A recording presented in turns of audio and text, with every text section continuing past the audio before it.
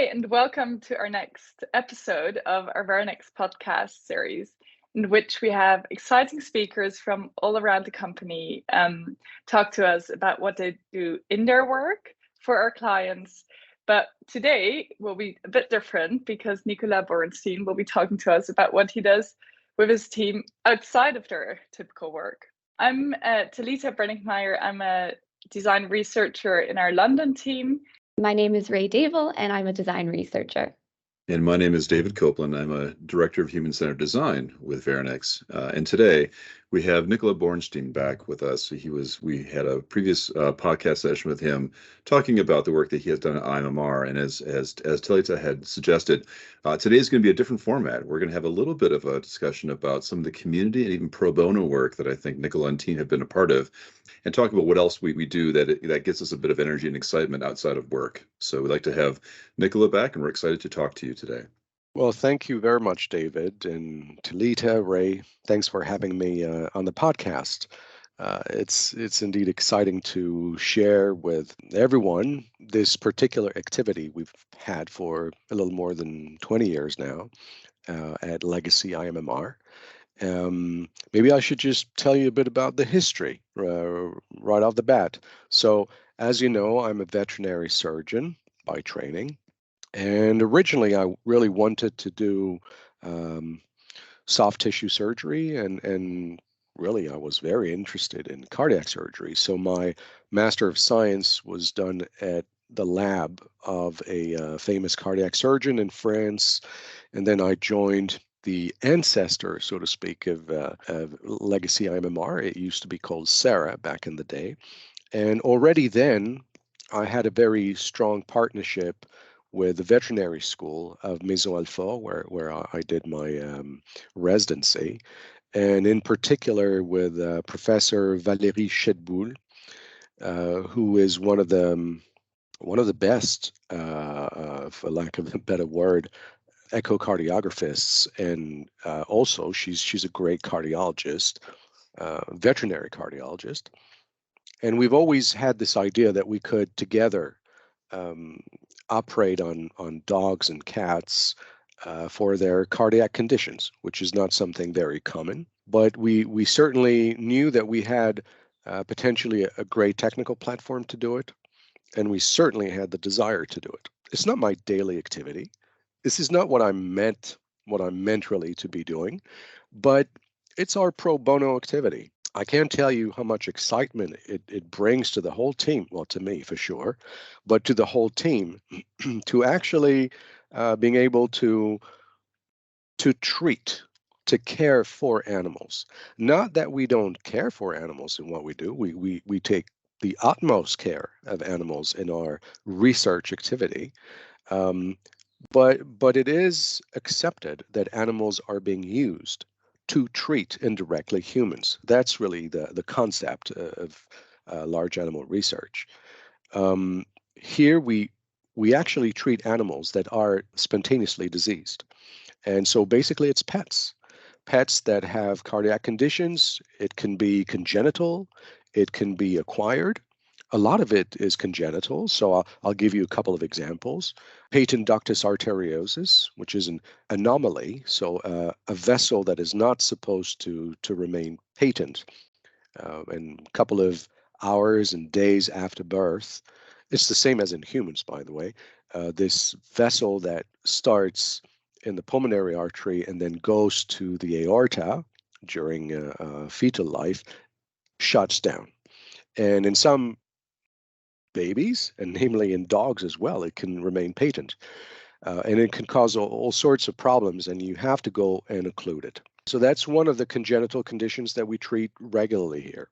The other one is pulmonic stenosis. This is something that is done in other places also in the world. We're certainly not the only ones to do that, but this is something we do and have done a lot and do well. And we've done other things. We've done also mitral valve work. Maybe I can talk about that a little bit later. But, this is just to give you an overview of the activity that we have had. The concept is the following. We use animals all the time indirectly to treat humans. Here, we treat animals for their own disease, and we give back to those animals what they give to us. Hence, the name of the program, the Giving Back Program. It's a fantastic name. I mean, short of babies, pets are our probably next, biggest heart tug, I think, in all of our lives. We all know we've had a dog or a cat that we've appreciated and really enjoyed. So this is a fantastic way to give back to everyone's lives for sure. I'm keen about how does someone reach out to you and your center and your expertise to kind of get involved in this? I'd be keen to see what the pathway is from someone having a sick pet being able to get in touch with you, and how does that work for you? How do you select who you work with? Well, we really do not publicize what we do so much. I mean, we certainly publish in scientific journals, veterinary scientific journals, but we do not speak to the public directly. But we have a very strong relationship with the veterinary school of Maisons-Alfort and with Valérie Chedboul in particular. So she's known all over France, but really worldwide as one of the specialists, and she gets a lot of patients that need treatment. So she gets in touch with me. She's not on her own. She has, residents, assistants, and they get in touch with us. They get in touch with me. They say, what do you think we could do? Do you think we could do this or that? And then we talk about it, and then we decide upon the best course of action. Then we basically find a time slot on the calendar and go ahead. This is pretty much how it goes. And we've done really many such interventions and procedures over the years, and have dealt with simple cases. Animal gets in the morning, we treat the PDA. In the afternoon, the animal is hopping around, ready to go home, can go home and see mommy and daddy, and it's not a problem. But sometimes it's heavier stuff. Namely when there's massive regurgitation or massive stenosis, or the animal has pre-existing conditions and comorbidities. And so we've really done all sorts of approaches, and every single case is different. It's really interesting that you say also that, of course, these cases are all different, but they also seem to be quite different from your typical day of work. And you publish about it. What are learnings, or are there certain learnings that you've had from these typical cases, and that you maybe use in your regular work, or that you've been able to apply and learn from? It goes both ways. I'll give you two examples. I think the fact that we treat dogs that have severe cardiovascular conditions means that we deal with animals that are fragile. And further than that, they're small. So they're even twice as fragile as a 60-kilogram pig. Everything is more delicate, everything is smaller. So it makes us better. I will say that's the part where it helps. And in the other direction, well, we use the technical platform that is meant for those large animals for our pets, one. And two, we do a lot of transesophageal echocardiography, which is not that common in veterinary medicine. We do a lot of that, and that helps a lot for those cases. We also do intracardiac echo. No veterinarian has access to intracardiac echocardiography like we do. We're so lucky to have them that we use them for those cases, and have been able to use that even really intravascular for PDA. We've used them as transesophageal probes when the animals were so small that the big TEE probe could not go inside the esophagus. But maybe the best example of all is something that we did on a beagle about 3.5 years ago. That animal originally had a pulmonic stenosis, so again, pulmonary valve all distorted and big stenosis. I used a balloon to dilate that stenosis, and it worked really well. Almost no more gradient. The problem is there was massive regurgitation. And the regurgitation usually is well tolerated by those dogs. But in the present case, 1 year later, the animal had a very dilated right ventricle because of the regurgitation. And the only option was to either reconstruct the pulmonary artery, which is technically very challenging, or use something that was developed in this very lab 20 years ago, which is the equivalent of TAVI. You know, we spoke about this earlier, transcatheter aortic valve implantation. Well, here it was the original work performed by Bonhoeffer in 1999 here in this lab, and which was the development of a stented valve for the pulmonary artery for infants. Well, we implanted that in our dog. Originally, I wanted to do it just like in patients, going through the jugular, but this animal was too small. It was impossible, so we had to perform a mini thoracotomy, third intercostal space, go in the right ventricle, deliver like straight shot in the pulmonary artery, and it was a success. And that was really the first time a stented valve ever was implanted in a pet. We published that, of course, and a couple of days later, basically, the animal was jumping around with that little valve. You know, I could see the $20,000 valve running around. But we gave another 3 years of life to that little dog.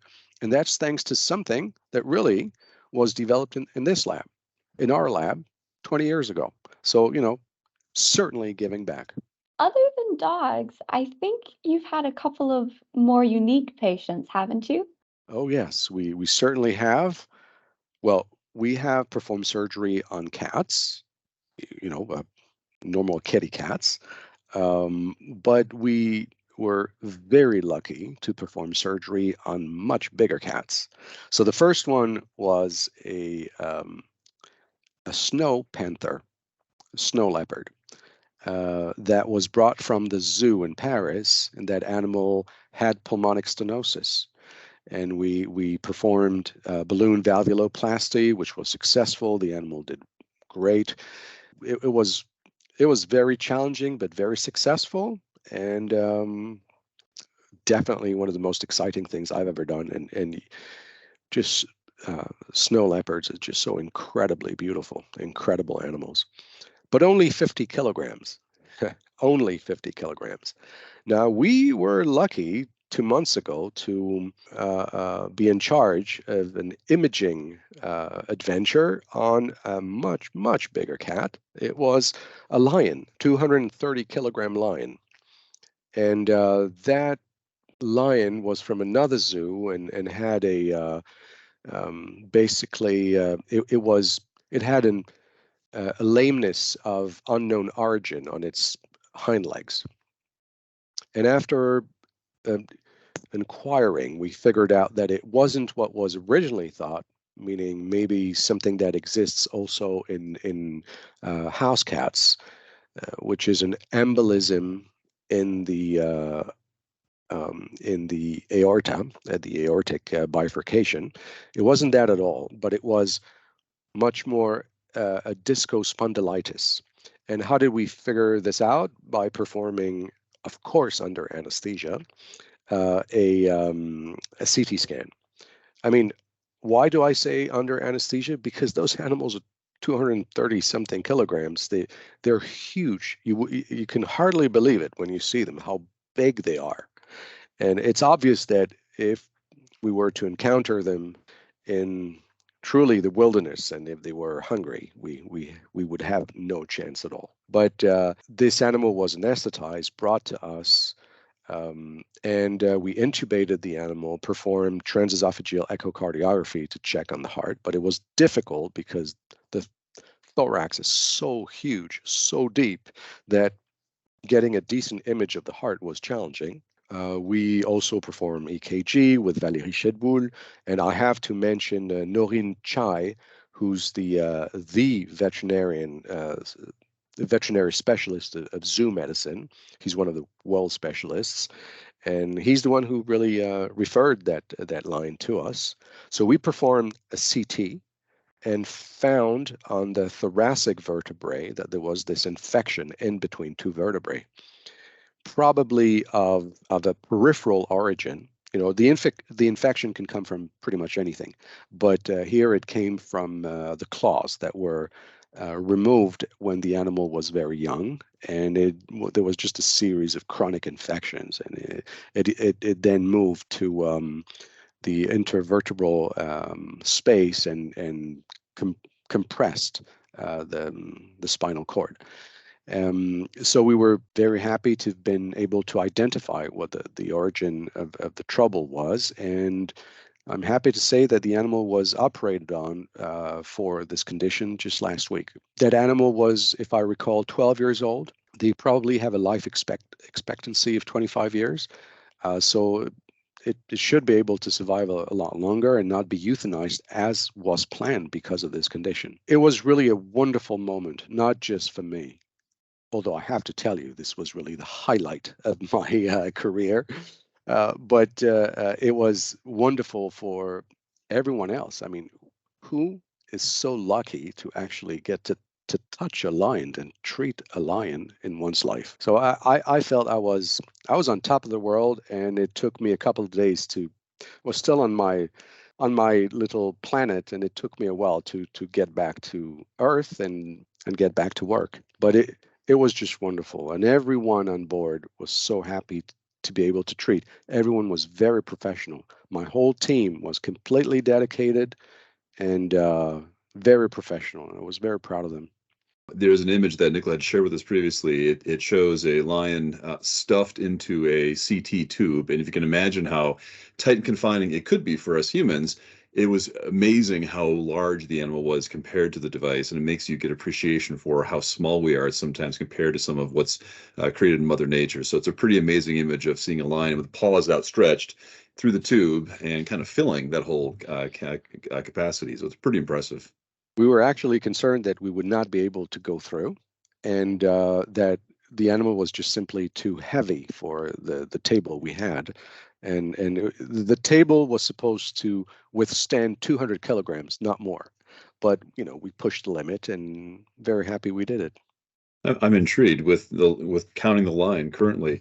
How many maybe zoo animals have you actually been able to work with over the past, decade or two through this sort of the pro bono work you're doing? Zoo animals, it's only been 2 so far, the 2 that I mentioned, but I would give anything to perform surgery on a tiger. That's my next objective. That'd be great. I was just going to ask, after this big lion, what other animals are on your bucket list to help out? Well, I'll say another lion would be nice, and then there's no limit really. I would be thrilled to perform surgery on a panda. I would be so happy to perform surgery on a wolf. Anything that's needed really, and of course, zoo medicine is special. There are some things you can do and some things you just will not do because those animals are wild animals, and you cannot give them the care that they would need the following days after surgery because it would be impossible. So some things are just not are never going to happen. But I'm hopeful. The last thing that I may mention is something that we've only started recently, and that's the fact is there are many dogs that have mitral conditions. Maybe the majority of dogs past 10 years under 8 kilograms have degenerative mitral valve disease. And there are several approaches. One is to just treat medically those animals, and most of them do well. But when they get into a certain class, meaning past, it's called past B2 when they go in C or D, which means that they are heading directly towards heart failure, well, you have to do something. And many of them die. And in some veterinary centers around the world, some people have tried to perform mitral surgery, really endocardiopulmonary bypass, which is something that I do in pigs and sheep pretty much every day. So instead of having that approach, which is something we've done a couple of times, we partnered with a veterinary university, which is that of Colorado State University, with Professor Chris Orton, in order to test a new approach, which is that of the equivalent to the mitral clip, which is well known in humans, where a little clip is put in between the two leaflets, much like the so-called Alfieri stitch in surgery, where both leaflets will be stitched to each other such that it diminishes greatly the regurgitation, and from torrential or massive mitral regurgitation, maybe you end up having mild. It's not perfect, but it's good enough. And Chris Orton has operated on something like 50 dogs so far with great success, and he's offered us the possibility to do the same. So he came here to Paris and trained with his whole team. He trained us, Valérie, myself, and Charlotte Miesbach, who's one of our imaging specialists here. And we operated on a first dog with very good success. It worked really nicely. Basically, the day after, the animal was running around, so it really was successful. Since then we've tried 2 more operations on animals that had a much more severe conditions, and that was unsuccessful, unfortunately. But there's a learning curve. We're on it, and I think this is the beginning of a much longer series. I expect that we'll do probably up to 10 or 15 a year, because there is definitely demand. A lot of people don't know what to do with their diseased pet. And more news, stay tuned, as they say. Fantastic. Thank you. All right. Well, Nicola, thank you for your time today. I think it's fantastic. I think it's been, we've been chatting here in the background. I think the lions and tigers and bears joke definitely applies to the situation here. So we're excited for what you've been able to share with us, and fantastic experiences that you've shared with your large animals as well as your small house animals too. So again, it's amazing expertise that you've been able to provide some lesser known or sort of cared for patients. So thank you again for sharing your stories with us today. It's my great pleasure, David, Rae, Talitha. Thanks for the invitation.